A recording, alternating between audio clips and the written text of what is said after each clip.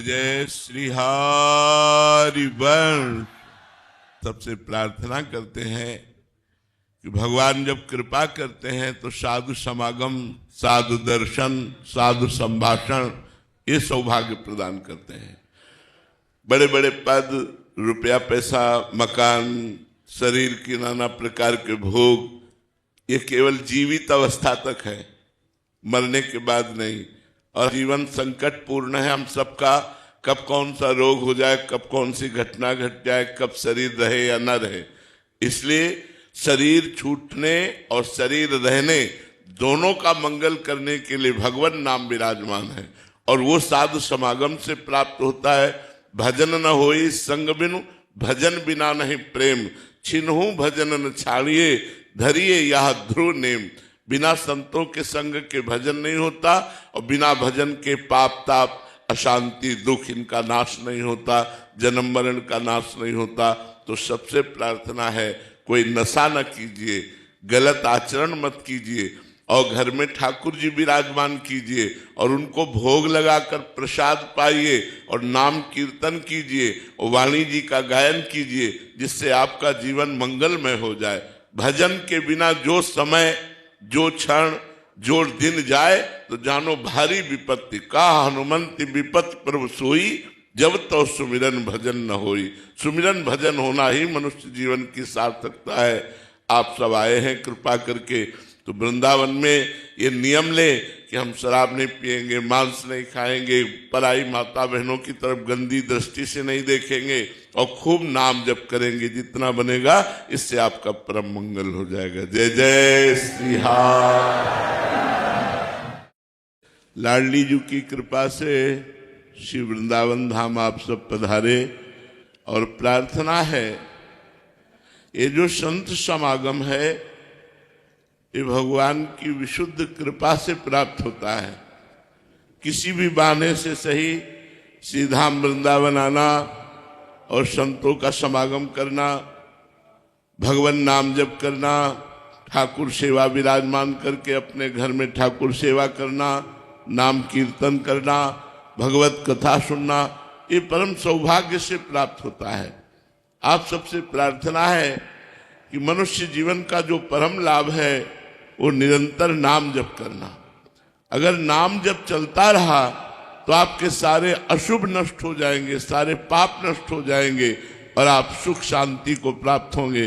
और यदि नाम, वाणी और सेवा तीनों जीवन में रहे, ठाकुर सेवा बिना भोग लगाए पानी भी न पियो, प्रसाद पाओ ठाकुर जी को भोग लगा करके और नाम जप करो और रोज चतुरासी जी का पाठ करो तो श्री जी के पास पहुंच जाओगे। नित्य वृंदावन धाम श्री जी की नित्य सेवा, नित्य आनंद, नित्य महामहोत्सव का सुख प्राप्त होगा। जो मोक्ष में भी सुख नहीं है वो हमारी लाडली जी के चरणारविंद की दास्ता में सुख है। जो श्री हरिवंश चरण सेवक है, जो श्री जी के शरणागत है, उन सबसे प्रार्थना है तीन बातें। एक तो नाम जप न छूटने पावे, दूसरा प्रत्येक दिन में चतुरासी जी का पाठ हो, तीसरा बिना ठाकुर सेवा के कोई घर नहीं होना चाहिए। जुगल सरकार या राधा नाम सेवा या श्री राधा वल्लभ लाल की छवि विराजमान करके आठों पहर ना सही तो 3 पहर की सेवा कर लोगे तो तुम्हारा मंगल हो जाएगा। यहाँ आना सार्थक है। जो गंदे आचरण, गंदा नशा, गंदा बोलना देखना ये सब छोड़ देता है और नाम जप करता है तो उसका आना सार्थक हुआ, उसका जीवन सार्थक हुआ। और अगर अब सावधान न रहे तो पता नहीं किस योनि में भेजा जाएगा, हम क्या बनेंगे आगे, फिर हमसे क्या भजन हो पाएगा। इसलिए खूब राधा नाम जपिए, हरिवंश नाम जपिए, स्वस्थ रहिए, आपका मंगल हो। श्री हरिओम। बिना श्री राधिका कृपा के वृंदावन में आना संभव नहीं है और हरि गुरु संत भक्त इनके उत्सवों में सम्मिलित होना हमारे सौभाग्य का विषय होता है। अगर संत समागम मिला तो इससे बढ़कर कोई लाभ नहीं है। उमा संत समागम शम न लाभ कछान, पर इसका लाभ लेना चाहिए। कोई बुरा नशा नहीं करेंगे, कोई गंदे काम नहीं करेंगे और नाम जप करेंगे तो संत समागम का लाभ मिलेगा। आपको अपने जीवन में ही एक आनंद, एक शांति, एक विश्राम का अनुभव होगा। यदि आप गंदे आचरण करेंगे, कोई नशा करेंगे, गंदा वातावरण अपने अंदर प्रभावित करेंगे, तो फिर संत समागम का वातावरण जो आपको लाभ दे रहा है वो आप नहीं ले पाएंगे। इसलिए सबसे प्रार्थना है, कोई नशा न करें, कोई गंदे आचरण न करें, बहुत शांति से जीवन व्यतीत करें। मनुष्य जीवन बड़ा दुर्लभ जीवन है और इसकी दुर्लभता है कि हम श्री जी तक पहुंच जाएं, हम श्री जी के कृपा प्राप्त करें, हम श्री जी का नाम जप करते हुए अपना शरीर छोड़े। अगर मनमानी आचरण करते हुए छोड़े तो पता नहीं सुअर कुत्ता क्या क्या बनना पड़ेगा। इसलिए सावधान रहें, खूब नाम जप करें और नाम जप करते हुए अपने परिवार को सुख प्रदान करने के लिए धर्म पूर्वक धन कमाएं और आए हुए अतिथि का सत्कार करें, घर में ठाकुर सेवा विराजमान करें और ठाकुर जी को भोग लगा के पावे, जिससे आपका मंगल हो। श्री हरिवंश। ईशु सिंह जी, राधे राधे महाराज जी। महाराज जी, मैं ईमानदारी से जीने, दूसरों की मदद करने और गलत रास्ते पर नहीं चलने का प्रयास कर रहा हूँ, लेकिन मुझे लगातार दर्द, उसमें महाराज जी पूरा कहानी लिखा है इन्होंने, फिर आगे लिखा है मेरी आत्मा अभी थक चुकी है, लेकिन ये सबकी आत्मा फंसी हुई है, तुम्हारी नहीं है। कोई बिरला ही जीवन मुक्त होता है, नहीं सब माया में फंसा हुआ है। और ये जो हमें आज है कि हम बहुत अच्छे आचरण से चलते हैं और हम कोई अधर्म आचरण नहीं करते, फिर भी हमको दुख मिलता है, ये हमारे पूर्व कर्मों का फल है, भोगना पड़ता है। इसीलिए संभाल के कर्म करना चाहिए। कर्म बिना भोगाए नष्ट नहीं होता। या तो भगवत प्राप्ति हो जाए तो सब नष्ट हो जाए, नहीं तो फिर अवश्य में बड़े बड़े संतों को भोगना पड़ता है। जो बिल्कुल पाप नहीं करते हैं, बहुत सही ढंग से चलते हैं, उनको भी भोगना पड़ता है। किसका प्रश्न है? हाँ, तो ये बात समझ लो। तो इससे अच्छाई ना छोड़ो, जो अच्छे आचरण कर रहे हो वो यथावत करते रहो, दूसरों की भलाई करते रहो। तुम्हें जो कष्ट मिले उसे तुम सह जाओ, तो तुम्हारा नया व्यापार, नई खेती बहुत बढ़िया है। पुराना जो पाप कर्म है वो नष्ट हो जाएगा, तो आगे आपको बहुत सुख मिलेगा।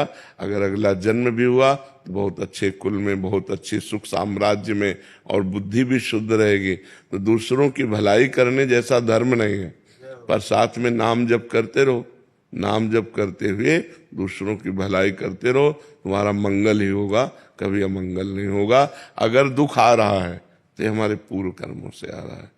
बड़े बड़े संतों को कष्ट भोगना पड़ा है, किसी के कैंसर, किसी के ये, तो पूर्व जन्मों का पाप जो है वो भोगना पड़ा है। महाराज जी, अगर पूर्व में गलत काम हो गए हैं तो अब राधा नाम का सहारा ले लिया है, तो इसी जन्म में श्री जी मिल जाएंगे महाराज जी? हाँ, इस जन्म में मिल जाएंगे, लेकिन पूरी ब्रक पक्की लगनी चाहिए। अब लो नसानी, अब ना नसानी, आज तक किया अब नहीं करेंगे। ऐसे हमारे इतिहास में बहुत से महापुरुषों के चरित्रों में लिखा है कि पहले वैश्यागामी थे, पहले हिंसक चोर डाकू थे, लेकिन जिस दिन से बदले फिर अब लो नशानी, अब ना नशा। अगर हमसे पाप हो गए हैं और हम नाम जप कर रहे हैं, इससे सारे पाप नष्ट हो जाएंगे तब, जब अब नया पाप नहीं करोगे तब। अगर वही पाप करते रहो, नाम जप करते रहे, तो प्लस हो जाएंगे, जुड़ जाएंगे और हमें दंड मिलेगा। नाम का अलग फल मिलेगा, पाप का फल अलग मिलेगा। अगर आज से हम पाप नहीं करते हैं तो हमारे नाम जप के प्रभाव से पूर्व के सारे पाप भस्म हो जाएंगे और मुझे इसी जन्म में भगवत प्राप्ति हो जाएगी।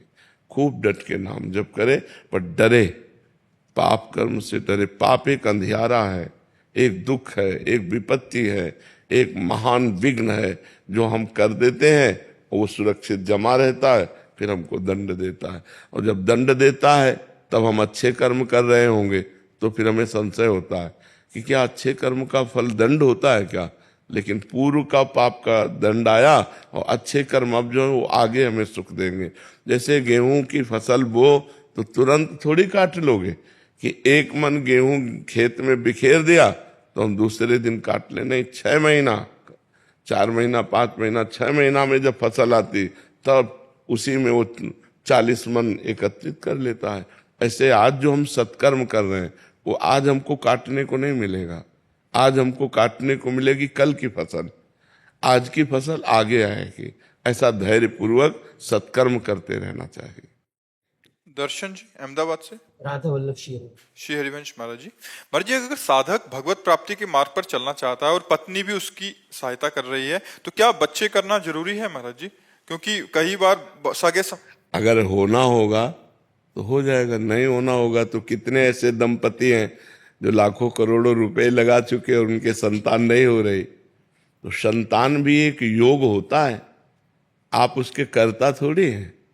अगर आपके 4 संतानें होनी है तो होनी है, नहीं होनी है तो आप चाहे जितना डॉक्टर को दिखा लो, रुपया लगा के दवा ले लो, नहीं होने वाली। बहुत से ऐसे करोड़पति अरबपति लोग हैं जिनके रुपया की कमी नहीं और डॉक्टरों के संबंध की कमी नहीं, लेकिन संतानें है ही नहीं, लाख उपाय कर लिया। तो हमें लगता है कि भगवान के विधान को मानना चाहिए। अगर भगवान हो सकता है, जैसे आप भक्ति मार्ग में चल रहे हैं, आपकी पत्नी भी भक्ति मार्ग में, तो कोई महाभागवत पुत्र पैदा हो जाए, कोई राष्ट्र को प्राण समर्पित करने वाला वीर पैदा हो जाए, तो हमें निषेध नहीं करना चाहिए। अगर भगवान का विधान है कि 2 संतान उत्पन्न हो और आप उनकी सेवा करते हुए नाम जप, तो भगवान की सेवा बन जाएगी। तो हमें इस पर ज़्यादा विचार नहीं करना चाहिए कि हमें संतान करना है या नहीं करना। ये तो विधान पहले से हो गया। नहीं होना है तो तुम्हारे दोनों के मन में आ जाएगा कि अब हमें करना ही नहीं है, वो आ जाएगा, क्योंकि होना नहीं है। अगर होना है तो हो जाएगा, संतान हो जाएगा। 18 वर्ष ब्याह के बाद संतान होते हैं। 18 वर्ष ब्याह कर किए हो गए और संतान योग बना जाके 18 वर्ष बाद। लास्ट की बहन के भी ऐसे ही था जी, सारी रिपोर्टें नॉर्मल थी दोनों की, हस्बैंड की, वाइफ की, और 18 साल बाद। हाँ, तो वही कह रहा हूँ कि 18 वर्ष बाद संतान का योग होता है।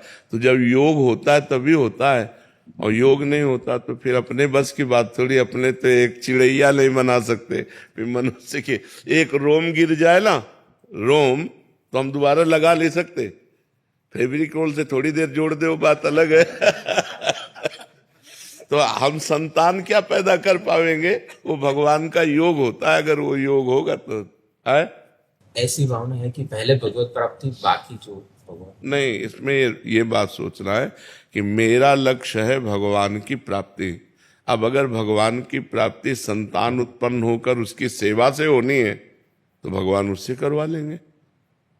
बात समझना है, भगवान के ऊपर जो हम छोड़ देते हैं। देखो, भगवत प्राप्ति ऐसे नहीं होती कि ये सब छोड़ दो और भगवत प्राप्ति ऐसे करने से होती है।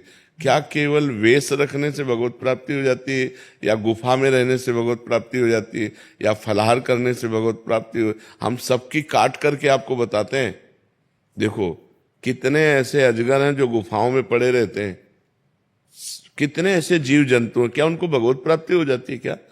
कितने ऐसे जीव हैं जो केवल जलपान करते हैं, कुछ खाते नहीं, केवल जल पीते हैं, जलचर जीव। कितने ऐसे पक्षी हैं जो केवल फल खाते हैं। भगवान की प्राप्ति केवल भगवान के भजन से होती है। ये सब क्रियाएं सहयोगी हो सकती हैं, लेकिन इनसे भगवान की प्राप्ति नहीं होती।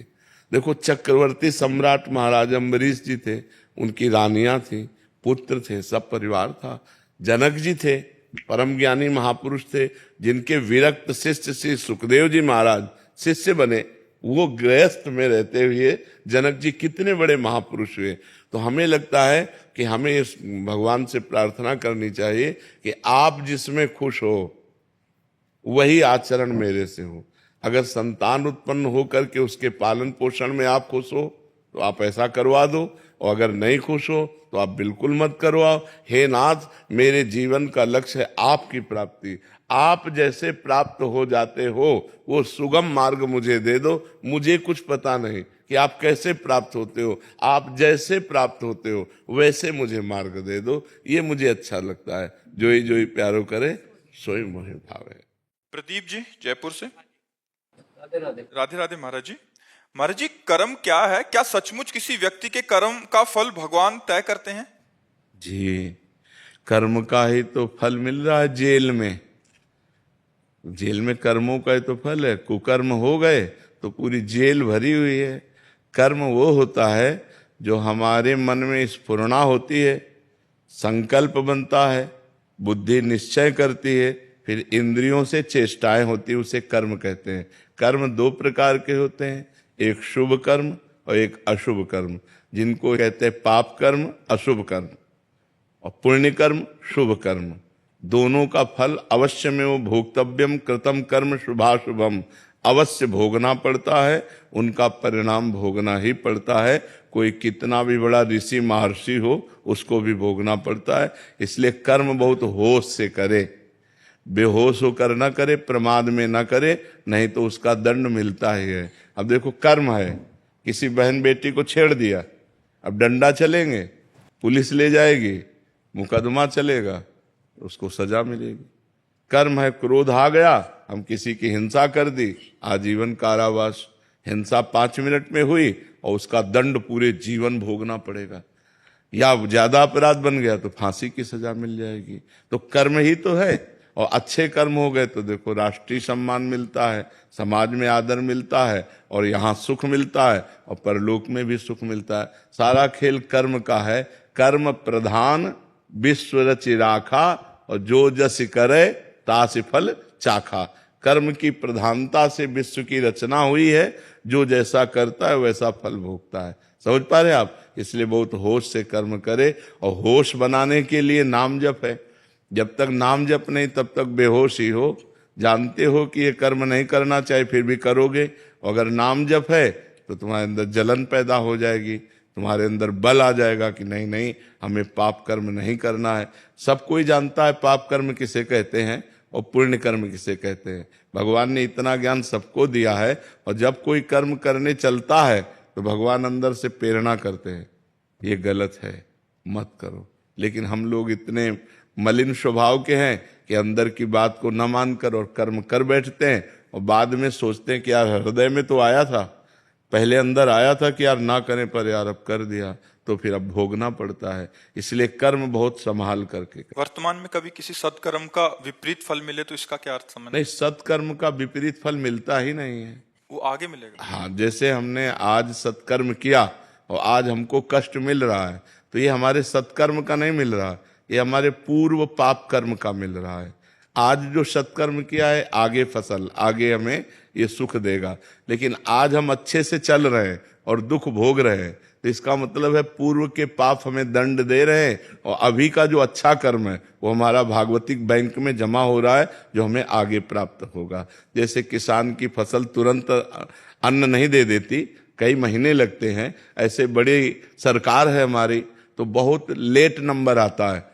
जैसे अभी है तो मुकदमा कई वर्ष नहीं चलता, किसी केस का कहो मुकदमा सालों चलता रहे, कहो 10 साल चलता रहे। कभी कभी तो उतनी जितनी सजा भोगनी होती है उतना तो मुकदमा में वो जेल में बंद रहता है। तो ऐसे ही भगवान की बहुत बड़ी अदालत है, अनंत ब्रह्मांडों के जीवों का हिसाब है।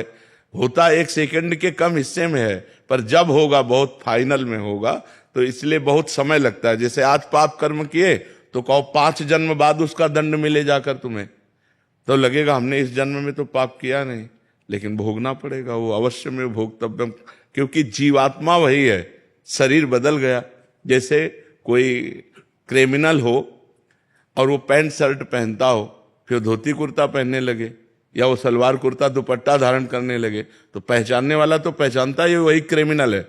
तो भगवान तो जानते ना ये वही जीव है जो पूर्व जन्म में पाप कर्म किया है, तो उसको वही दंड दे देते, जाओ तुम्हें ये भोगना। अब इस जन्म में उसने कोई पाप किया नहीं वैसा, लेकिन पूर्व जन्म का पाप कर्म आकर उसे दंड देता है। जैसे संतों को है, मान लो कोई बचपन से संत है, देखो रामकृष्ण परमहंस जी के गले में कैंसर था, भाई जी हनुमान प्रसाद पोद्दार जी के उदर में कैंसर था। बड़े बड़े संतों को बड़े बड़े कष्ट भोगने पड़े, क्योंकि पूर्व में किया हुआ पाप भोगना पड़ेगा। भगवान को भी भोगना पड़ा, वो कानून से अलग नहीं रहते। भगवान ने छुप करके बाली को मारा व्याध की तरह, तो कृष्णावतार में अगले जन्म में अंतिम समय व्याध ही भगवान के चरणों में बाण मारता है, तब वो परम पद को जाते हैं। तो ये कानून है। तो भागवतिक जो कानून है वो एक राय भर नहीं बख्शता। भारतीय कानून में थोड़ा धोखा हो सकता है कि वकील चतुरतावश दूसरा प्रमाण पेश करके और दोषी को बचा दे और निर्दोषी को फंसा दे, लेकिन हमारे भगवान के दरबार में किसी वकालत की जरूरत ही नहीं है, किसी गवाही की जरूरत नहीं। 1 सेकंड में उस जीव का हिसाब हुआ फाइनल। अब अगर उस हिसाब को बदलना चाहते हो तो नाम जप करो, दूसरों का उपकार करो, तीर्थों का अवगाहन करो, भगवान की कथा सुनो, जिससे सारे पाप तुम्हारे नष्ट हो जाएं। तो ये जो बल है ये तुम्हें बचा लेगा। नाम बल, भगवान का सेवा बल, परोपकार, ये बचा लेगा। अब दूसरों को दुख देना, पाप कर्म करना, तो फिर नाना प्रकार के नरकों को भोग कर यहां भी दुर्गति भोगनी पड़ती है। जैसे आपके पाप कर्म है पूर्व के, वो आप बहुत पढ़े लिखे हो, आप लाख उपाय करो आपको नौकरी नहीं मिलेगी। पढ़े लिखे डिग्री लिए घूमते रहो कोई, और कुछ ऐसे हैं कि आपसे ज्यादा वो मंद बुद्धि के, वो ज्यादा प्रवीण नहीं है, लेकिन वो निकलते चले जा रहे हैं क्योंकि उनका पुण्य बल काम कर रहा है। तो यहाँ पुण्य बल, अगर सुख चाहते हो तो पुण्य करो, चाहते सुख हो और करते पाप हो तो पाप का परिणाम दुख मिलता है। शराब पी रहे हैं, गंदी बातें बोल रहे हैं, गंदे आचरण, एक एक चीज का फल है आपका। अगर आप बातें बोल रहे हो तो उसका भी फल है। मनुष्य जीवन कर्मयोग के लिए भेजा गया है। आप 1 मिनट भी फ्री नहीं हैं। आप 1 मिनट में जो करेंगे, आपके अंदर ही मन में बैठे हुए चित्रगुप्त तुरंत लिख रहे हैं। आपकी मन रूपी चिप में वो बिल्कुल सीन सहित जैसे चिप लगा दो ना तो पूरा टेलीविजन उसमें टीवी में आने लगता है। सब ऐसे सीन सहित चित्रगुप्त लिखते हैं। तो भगवान के सामने 1 सेकंड में पूरा वो चिप दिख जाती है, इसने क्या क्या किया जीव ने, बस उसको दंड मिलता है। इसलिए हर समय नाम जप करो, अच्छे आचरण करो, अच्छा भोजन पाओ, दूसरों का उपकार करो। यही मनुष्य जीवन है, यही देवत्व है। नहीं तो राक्षसी भाव में लोग विचर रहे हैं, अपने को धनी मानते हैं, बेविचार करते हैं, शराब पीते हैं, मांस खाते हैं, दुर्गति को प्राप्त होते हैं।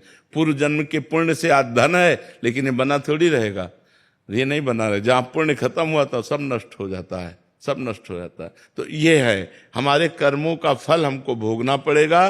तो इसलिए हम भगवान का नाम जप करें, परोपकार करें, जिससे हमारा मंगल हो जाए। परीक्षित जी, श्री हरिवंश महाराज जी। महाराज जी, आप जब भी कोई मुसीबत आती है, डर लगता है, तो आपका ख्याल आता है, उससे लगता है कि उस डर को मैं भगा दूंगा और भाग भी जाता है। आपके समक्ष आकर पुनः आपको देखकर खुद को ताकतवर बना लेता हूँ महाराज जी, सभी डरों को पराजित कर लेता हूँ। लेकिन ये डर लगता है कि यदि कल आप नहीं रहे, किसी से शक्ति लूंगा मैं, कौन मुझे संभालेगा। अब ये समस्या तो बड़ी भारी है ही। ये समस्या तो बड़ी भारी है ही, क्योंकि ये मृत मरण धर्मा शरीर है और रोग ग्रसित है। तो अब इतने भारी रोग से ग्रसित है ना कि इसको कहा नहीं जा सकता कि ये कल चलेगा। हो सकता है 10-20 साल चल जाए, हो सकता है 10 मिनट न चले। ऐसी बिगड़ी गाड़ी है, दोनों किडनी फेल है, डायलिसिस हो रहा है।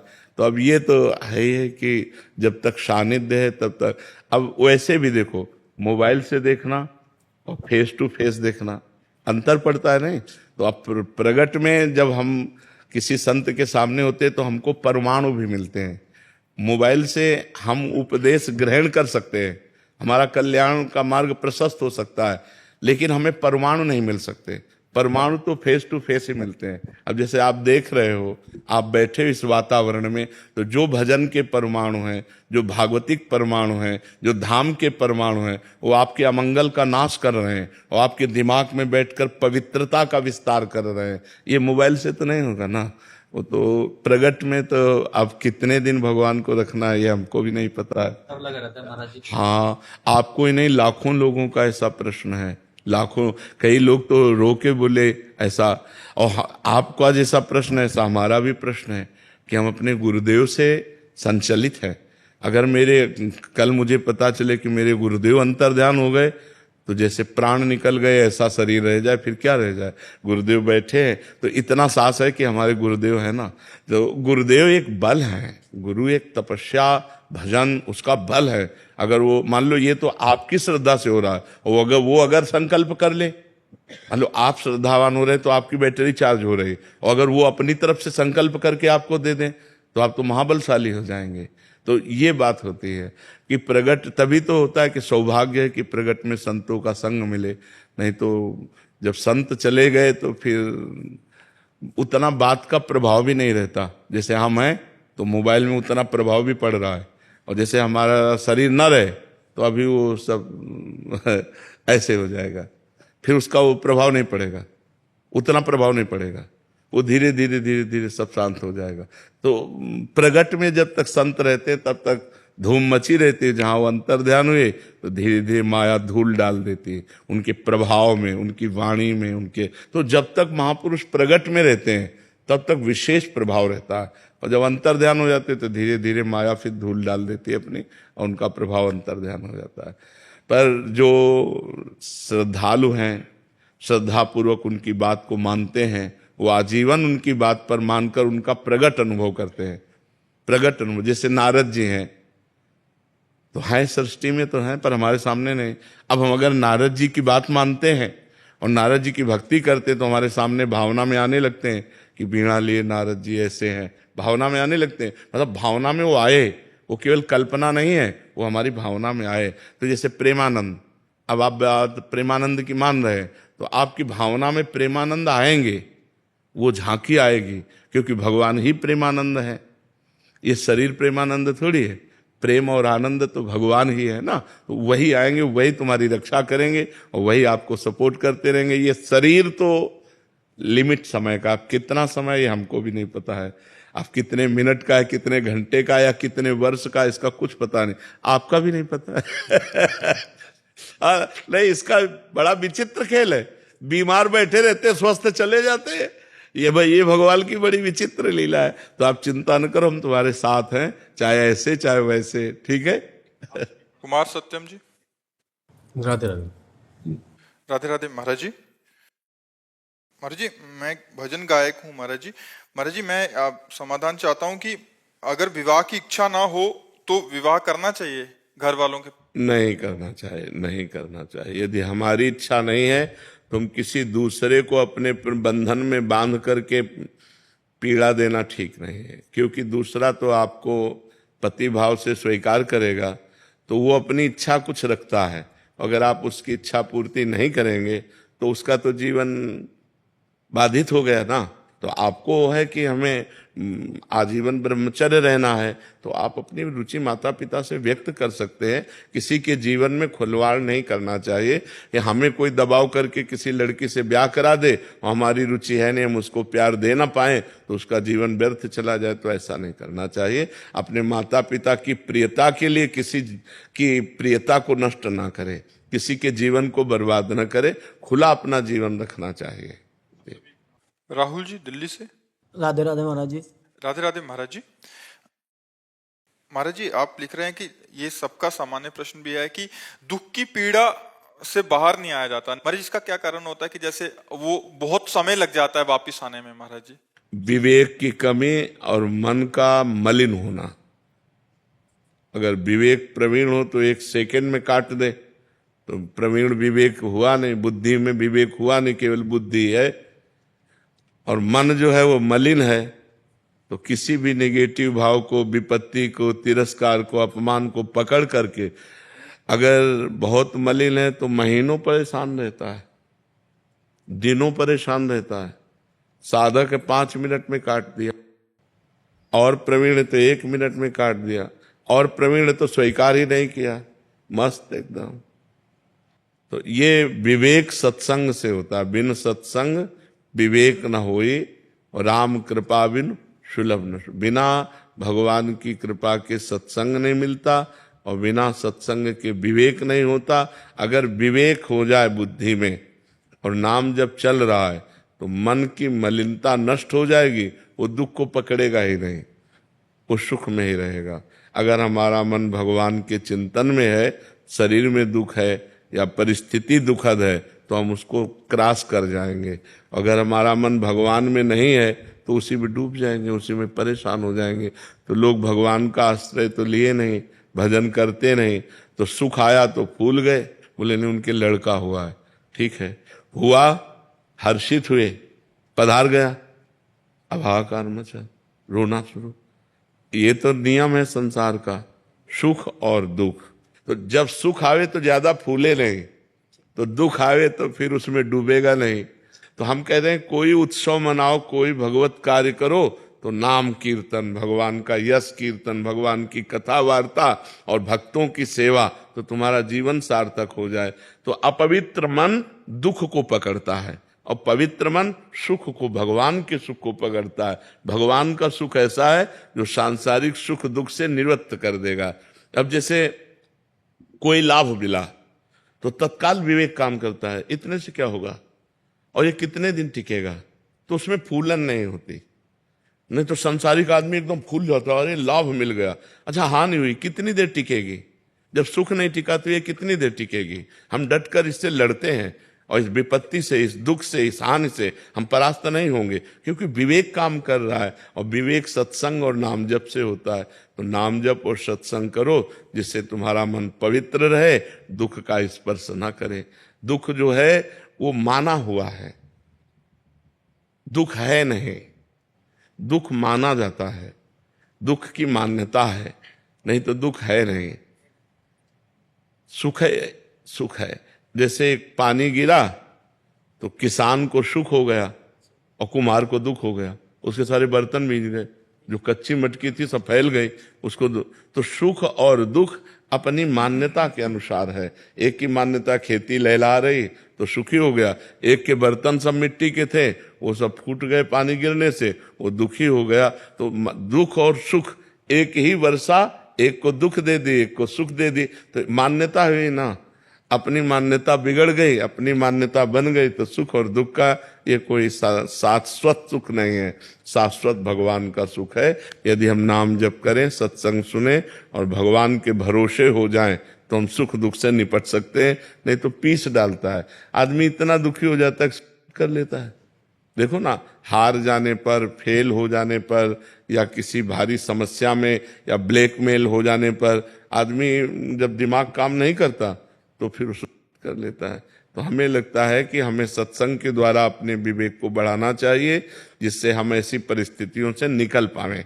अगर हम ना निकल पा रहे हैं तो हमको विज्ञ जनों के पास जाना चाहिए, संतों के पास जाना चाहिए, वहाँ अपनी समस्या रखनी चाहिए, उससे निकलने का उपाय पूछना चाहिए।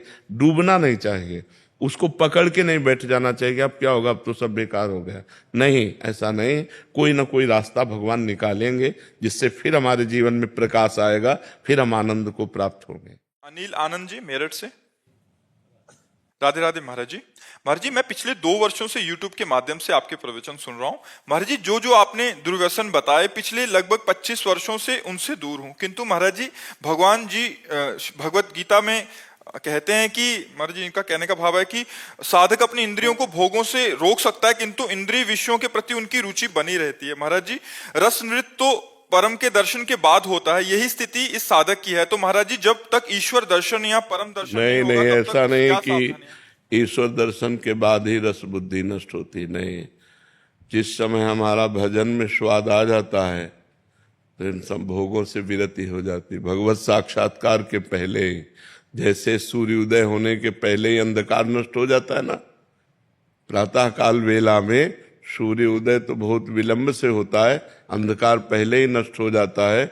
ऐसे भगवान के साक्षात्कार के पहले ही चित्त निर्विषय हो जाता है। तो आप उसकी चिंता न करें, जैसा जैसा भजन होता जाएगा वैसे वैसे विकार नष्ट होते जाएंगे। भागवत में लिखा हुआ है एकादश स्कंद में कि जैसे एक एक कवल भोजन पाने से क्षुधा निवृत्ति, पुष्टि, तुष्टि एक साथ होती जाती है, ऐसे एक एक नाम जप करने से संसार से वैराग्य, स्वरूप का बोध और भगवान से प्रेम, ये तीनों बातें होती जाती हैं। तो हम अधिक से अधिक नाम जप करें तो रस बुद्धि खत्म हो जाएगी।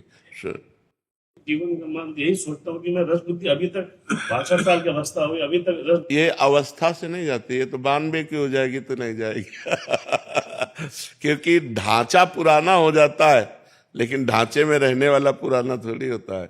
मन कभी बूढ़ा नहीं होता है, बुद्धि कभी बूढ़ी नहीं होती है, जीवात्मा कभी बूढ़ा नहीं होता। ये सब यंग रहते, जवान रहते हैं, शरीर भर बूढ़ा हो जाता है। तो ये नाम जप अधिक से अधिक, अगर नाम जप किए हो, देखो आप तो 62 वर्ष के हैं, यहाँ 18-18, 22-22 वर्ष के बच्चे हैं और कहीं सुई की नोक भर कोई गलती नहीं है।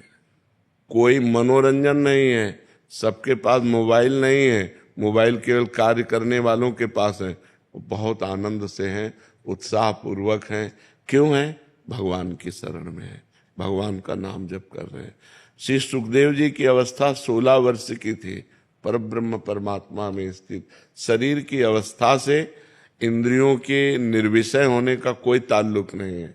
अगर हम नियम पूर्वक अधिक भजन करें तो कम समय में हम निर्विषय हो सकते हैं।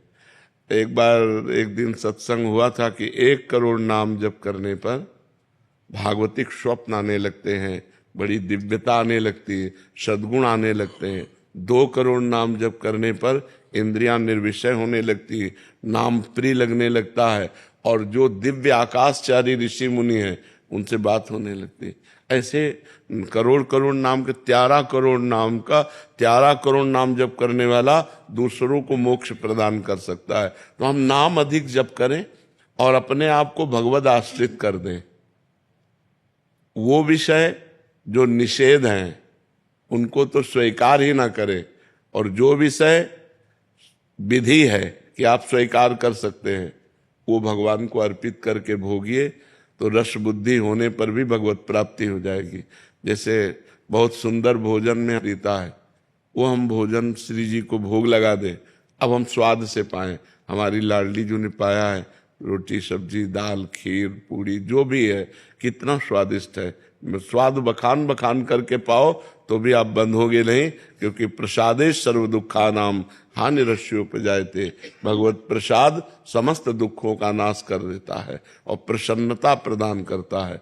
ऐसे ही जो हमें विषय प्रिय है वो हम भगवान को अर्पित कर दें। जो विषय प्रिय है, नाथ ये आप देख लो, आपकी मर्जी हो तो इसकी प्रियता अपने चरणों में घसीट लो, आपकी मर्जी हो वैराग्य दिला दो, प्रभु मैं आपकी शरण में हूँ। और बात पक्की समझो, शिव बिरंची का मोह है, को है बपुरान, बेचारा और कौन डींग हाँक सकता है। शिव बिरंची का मोह है, भगवान की बलवती माया है। तो भगवान ही जब हमें निकालेंगे तभी हम निकल सकते हैं। तो हम ऐसे रहें, आश्रित रहें, शरणागत रहें और नाम जप करते रहें, और इसकी चिंता ना करें, चिंतन करें। चिंतन जब इसका होगा विषयों का तो फिर हानि हो जाती है। जहां हम विषयों का चिंतन करते हैं कि यार, जब विषयों का चिंतन रस बुद्धि से हो तो तुरंत नाम के द्वारा उसे काटो। नहीं नहीं, बहुत भोगा, संसार भोग रहा है, नहीं अब नहीं, राधा राधा राधा राधा, तो हम इससे निकल जाएंगे। घबराने की जरूरत नहीं है, ये हमारे प्रभु की ही माया है, किसी दूसरे की नहीं है। नहीं, किसी दूसरे की होती तो घबराने की जरूरत थी, मेरे प्रभु की ही माया है। तो जिस दिन मेरे प्रभु डांट देंगे उसी दिन माया मुक्त हो जाएंगे। ये भरोसा रखकर खूब नाम जप करो। बाबा सिर्फ नाम जप से हो जाएगा? हो जाए, पूर्ण नाम जप से हो जाएगा। नाम जप पूर्ण है। तीर्थ यज्ञ दान पुण्य स्वाध्याय इनसे पूर्ण नहीं होगा, लेकिन नाम जप से पूर्ण हो जाएगा। अभिलाष यादव जी भोपाल से। राधे राधे महाराज जी। राधे राधे महाराज जी। महाराज जी, पिछले 1 वर्ष में जब से आपका सत्संग सुना है, श्री जी की कृपा से 1,54,00,000 नाम जप हो गया महाराज जी, जिसमें मुझे परोपकार की भावना उत्पन्न हो रही है महाराज जी। अभी इनका कहना था कि जैसे कोई दीन ही नहीं है, किसको देखता हूँ तो अपना भजन दे देता हूँ कि मेरा इतना भजन उनको दे दो। तो महाराज जी ऐसा करने से भजन नष्ट हो? नहीं, पहले तो अपने लक्ष्य तक पहुंचो पहले, नहीं तो बीच में ही लुट जाओगे। भगवत प्राप्ति जब तक ना हो, अब तुम्हारे को प्रक्रिया बदलनी चाहिए। जो भजन करो वो भगवान को समर्पित करो, जो भजन करो वो भगवान को समर्पित करो। जिसको दीन दुखी देखो तो तन से धन से सुख पहुंचाने की चेष्टा करो और मन से भावना करो, भगवान आप तो परम उदार हो, आप इसे ठीक कर दो। भजन भगवान को दो, प्रार्थना भगवान से करो। शरीर से और धन से अगर सेवा बनती है तो वो सेवा कर दो, भजन भगवान को दो भगवत प्राप्ति के लिए। जब तक भगवत प्राप्ति ना हो जाए तब तक भजन खर्चा करने का बिल्कुल अधिकार नहीं रखना चाहिए। महाराज जी उस समय मन बहुत द्रवित हो जाता है। तो तन तन से सेवा कर दो और मन से प्रार्थना कर दो। आपका भजन तो थोड़ा है ना, और भगवान अपार करुणा सिंधु हैं, तो हम प्रार्थना करते हैं कि भगवान इसके कर्म को आप नष्ट कर दो, इसको सुख प्रदान करो। हे भगवान आप इसके दुख को दूर करो। ये तो हर भक्त विनय कर सकता है। तो विनय करना, शरीर से और धन से सेवा करना, भजन को भगवान के चरणों में समर्पित करना, वो सिर्फ भगवत प्राप्ति के लिए है। हमारा जन्म साधन धाम मोक्ष कर द्वारा, हम भगवत प्राप्ति के लिए भजन करते हैं। और दूसरी बात, सब में भगवान है, सब रूपों में भगवान है। तो जब कोई दुखी हो तो देखो भगवान दुख की लीला कर रहे हैं। तो हमसे जो बन सके हम तन मन धन से सेवा कर दें, लेकिन भजन भगवान को दें। भजन का फिर उससे लक्ष्य की प्राप्ति में बाधा पड़ेगी। महाराज जी विचार ऐसा आता है कि मैं तो और भजन कर लूंगा, लेकिन इसको लेकिन शाम तक जियोगे आपको पता है क्या? शाम तक आप जियोगे क्या? ये कोई गारंटी तो है नहीं ना। तो पहले हम अपना कार्य करते हैं मनुष्य जीवन का, पहले अपना कल्याण करें, अपने को भगवत प्राप्ति करें। तो जब आप भगवत प्राप्त हो जाओगे तो वासुदेवा सर्वम, कोई जीव बचा ही नहीं, सब भगवान ही है। यही अनुभव हो जाएगा। सिय राम में सब जग जानी। तो नाटक मंच पर दुख सुख का नाटक कर रहा है, वस्तुतः वो परमात्मा है, ऐसा ज्ञान हो गया तो ये वृत्ति भी चली जाएगी। समझ रहे ना? असलियत में परमार्थ में पहले तुम चढ़ो, तुम अध्यात्म को प्राप्त हो। तो जब तुम्हारा चश्मा बदलेगा तो सर्वम खलमिदम ब्रह्म, सब ब्रह्म विराजमान है। तो दुख सुख का कोई खेले नहीं है। माया में दुख सुख है। जैसे स्वप्न में दुख सुख होता है तो जागृत में मिट जाता है, ऐसे ही जागृत का दुख सुख ज्ञान में मिट जाता है। जब आप ज्ञान को प्राप्त होगे, भगवान को प्राप्त होगे, तो न दुख है न सुख है, वही सच्चिदानंद परमात्मा स्त्री पुरुष रूप धारण किए हुए लीला कर रहा है, ऐसा अनुभव आएगा। तो अपने भजन को भगवान को समर्पित कर। प्रदीप त्रिपाठी जी। राधे राधे महाराज। राधे राधे महाराज जी। महाराज जी आप एक उत्तरकांड की एक वर्णन कर रहे हैं, नहीं अनीति नहीं कछु प्रभुताई, सुनहु करहूं जो तुम्हि सोहाई। महाराज जी जब हम परम पिता परमात्मा के ही अंश हैं तो वे हमें सीधा मार्गदर्शन देकर भगवत प्राप्ति की ओर अग्रसर क्यों नहीं कर देते महाराज जी? वे हमें ऐसे विकल्प ही क्यों देते हैं कि जिससे हम इन तुच्छ भोगों में फंस जाएं? दिया तो सीधा ही मार्ग है, भगवान ने विकल्प तो दिया नहीं, सीधा मार्ग दिया है। ममई वांशु, भगवान करे तू मेरा अंश है। और गीता जी में स्वयं प्रकट होकर बोल रहे नहीं, वो भ्रम में तो नहीं डाल रहे ना। वो कह रहे अनन्यश्चिन्तयन्तो माम, मेरा अनन्य चिंतन करो। ये जना परिपासते, जो मेरी उपासना करते हैं, तेषाम नित्याभियुक्ता नाम योगक्षेमम भाम्यम। ठेका मैं लेता हूं, अनंत ब्रह्मांडों के स्वामी कह रहे। आपका प्रश्न है तो भगवान कह रहे ठेका तो मैं लेता हूं तुम्हारे योग और क्षेम का, तुम केवल मेरा अनन्य चिंतन करो। भगवान और किसी कार्य के लिए नहीं आदेश कर रहे हैं। मन मना भव मद भक्तो माद्याजी माम नमस्कुरु, मेरे मन वाला बन, मेरा भक्त बन, मेरे को नमस्कार कर, मेरा चिंतन कर, तेरा मैं देख लूंगा, तू मेरा चिंतन कर। तो सीधा रास्ता नहीं दे रहे भगवान, लेकिन हम भगवान का चिंतन न करके भोगों का चिंतन करते हैं। भगवान को अपना न मानकर शरीर और शरीर संबंधियों को अपना मानते हैं। भगवान में सुख न मान करके संसार की वस्तु व्यक्ति स्थान इनमें सुख मानते हैं। तो कहीं ना कहीं गलती हमारी हो रही है। जैसे गुरु रूप में भगवान आके कह रहे इधर चलो, अब हम इधर चल रहे हैं, तो अब फिर ये कह दे कि भगवान ने इधर का रास्ता ही क्यों बनाया? ऐसा नहीं है। अगर भोजन जरूरी है तो शौचालय भी जरूरी है। यद्यपि निंदनीय स्थान है, अपवित्र स्थान है, लेकिन अगर भोजन खाएंगे तो शौचालय की जरूरत पड़ेगी। दिन है, अगर रात ना हो तो सिस्टम बिगड़ जाए पूरी सृष्टि का। ऐसे ही देवता है, असुर ना हो तो सिस्टम बिगड़ जाए। अच्छे हैं, बुरे ना हो तो अच्छे की अच्छाई का मतलब ही ना रह जाए। तो भगवान ने पूरा बगीचा अपनी सृष्टि बनाई है, जो चाहिए वो ले लो। और स्वयं उपदेश करते हैं कि तुम्हारा मंगल किस में होगा, तुम्हें किस मार्ग में चलना चाहिए। ये मार्ग तुम्हें नरक ले जाएगा, ये मार्ग स्वर्ग ले जाए। ये कि आपने बना दिया और बताया नहीं। तो स्वयं अवतार लेकर जगत गुरु भगवान श्री कृष्ण ने और ब्रह्म ऋषियों के रूप में स्वयं भगवान ने वर्णन किया है। अब इसमें हमारी कमी है कि हमें बीज दे दिए 100 बीज दे दिए, बम्बुल का, दाख का, गन्ने का, ये अब हम पसंद करके क्या बोए, ये हमारी पसंद है, ये भगवान छोड़ दिए। तो अब ऐसे हमें भारत भूमि में जन्म दिया, मनुष्य शरीर दिया, बुद्धि दिया, मन दिया और मार्ग दिए बहुत, ज्ञान का मार्ग, भक्ति का मार्ग, पाप का मार्ग, छल कपट का मार्ग, ये सब मार्ग, और बता रहे हैं कि ये मार्ग चलो तो ये मिलेगा और ये मार्ग चलो तो ये मिलेगा। अब हम उधर जा रहे हैं तो उधर भोगना पड़ेगा, इधर जा रहे हैं तो आनंद भोगना पड़ेगा। तो इसमें भगवान का दोष क्या है, आप हमें बताओ, है नहीं?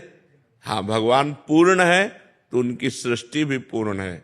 आप ये नहीं कह सकते कि ये नहीं है, सब कुछ है, बुरा से बुरा भी है और भला से भला भी है, छोटा से छोटा भी है, महान से महान भी है। ये उसकी सृष्टि है, ये उसकी बाजार है। अब आप खरीदना क्या चाहते हैं? पैसा आपके पास है, खरीद लीजिए। श्वास रूपी संपत्ति है, बुद्धि रूपी आपको गाइड करने वाला है, और भगवान आपको आपकी बुद्धि को कहाँ ले जाना चाहिए ये भी बता रहे हैं। अब अपने को चल देना चाहिए। देखो, भगवान की कृपा से आप साधु समागम में आए, भगवान की तरफ से कोई कमी है क्या कृपा की? अब आप अगर साधु समागम करके भी असत मार्ग में चलें और कह दें कि भगवान को दोष दें, तो हमें लगता है उनकी कृपा ही कृपा हमारे ऊपर है, उनकी वास्तविक कृपा हमारे ऊपर है, हम समझ नहीं पा रहे। अगर हम समझ जाएं तो हम गलत मार्ग में चलेंगे नहीं, सही मार्ग। अब उन्होंने गलत मार्ग क्यों बनाया? तो वो पूर्ण है। पूर्ण तभी होता है जब सब कुछ हो, पूर्णता तभी मानी जाती है जब सब कुछ हो। तो हमारी भगवान की सृष्टि में सब कुछ है। कुछ आपने क्रूर से क्रूर, निर्दयी से निर्दयी, दयावान से दयावान, अब सब कुछ भरा पड़ा हुआ है। अच्छा, वो बने हैं, उन्होंने बनाया केवल नहीं, वो स्वयं बने हैं। जब भगवान के सिवा कोई है ही नहीं, था नहीं, रहेगा नहीं, तो फिर ये सब है क्या? वही बने हुए हैं। और यही जो जान गया, बहुनाम जन्मनावंते ज्ञानवान माम प्रपद्यते वासुदेवा सर्वमित सा महात्मा सुदुर्लभा। सब कुछ भगवान बने हैं, ये जान गए तो उत्तम महात्मा हो गए, आप उत्तम गति को प्राप्त हो गए। तो हमको अच्छी गति, अच्छे मार्ग में चलना है। भगवान ने जो बुरे मार्ग बनाए वो पूर्ण है, वो पूर्ण परमात्मा है, इसलिए उन्होंने पूर्ण सृष्टि रची है, सब कुछ रचा है। देखो, यहाँ भोजन पाते हैं और यही मलाशय है, यही मूत्राशय है, सब कुछ बना है। आप कह दे मलाशय मूत्राशय न हो तो फिर कैसे भोजन का व्यवस्था होती? भोजन का पाचन तंत्र काम करके मलाशय मूत्राशय कैसे? तो सब कुछ होना चाहिए। तो अब मलमूत्र एकदम घृणित चीज है, लेकिन बनता कहाँ से है? यहीं से तो पाते हैं। तो ऐसे ही भगवान ने, जैसे हमारे शरीर में सब कुछ है, सब कुछ है, गंदगी से गंदगी, सब चीज, सब अंदर सब भरा हुआ है, लेकिन ऊपर से कितना चिकना चुपड़ा कर दिया कि हम देखकर प्रभावित हो जाते हैं और रूप देखकर लुभायमान हो जाते हैं। ऐसे ही भगवान ने सब कुछ पूरी सृष्टि में रचा है। तो हमको क्या चाहिए, हमको कौन से मार्ग में चलना चाहिए, ये भी प्रकट होकर बता दिया। तो अब हमारी गलती है कि हम सही मार्ग न चलकर गलत मार्ग में चलते हैं। भगवान को इसमें दोष न दे, क्योंकि वो पूर्ण है। घर पूर्ण तभी माना जाएगा जब रसोई भी हो और लेटरिन बाथरूम भी हो, तभी माना जाएगा कि ये घर पूर्ण है। ऐसे संपूर्ण सृष्टि को भगवान ने पूर्ण रचा है।